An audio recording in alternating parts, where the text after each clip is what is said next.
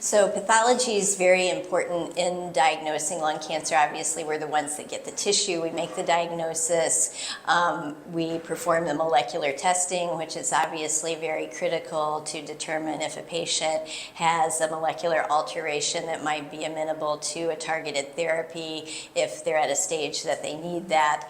And we're investigating many other aspects of lung cancer as well. And what I'm going to be talking about primarily during my talk on Tuesday is sort of the future of pathology. There's currently a major shortage of pathologists, so we're having increasing workload, increasing complexity of case workup. So for example, a lung cancer case, it's not a matter of just giving the lung cancer a name. It has to have various predictive markers like PD-L1, for example, other immunostains. It needs molecular testing, and the number of things that you have to do with the lung cancer in order to understand how to best treat a patient is just increasingly becoming larger. So that takes up more of our time. At the same time, we have fewer pathologists and less time to participate in research, which is really important.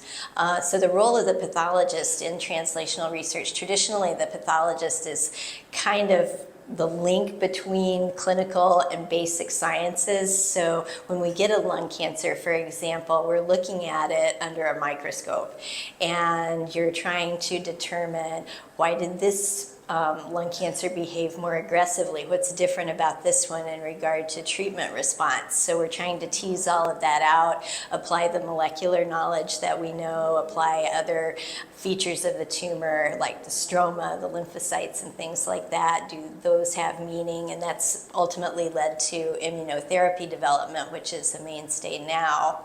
But the big thing that's coming down the pike is, I'm going to talk about, is AI, or artificial intelligence, and that's supposed to replace pathologists. I really don't see that happening. I think it's much more complicated than people realize. I'm hopeful that it will become a useful tool and help streamline our work so we do have more time to participate in research and keep up that end of things rather than just being overwhelmed with clinical work, which is of course equally important, but you want to try to do both to move the field forward and improve things for patient outcomes. So I'm going to be talking about where we are with artificial intelligence. I think it gets a lot of press, a lot of headlines, a lot of people are jumping into this space, but in reality, not many pathology labs currently use digital pathology. They kind of don't.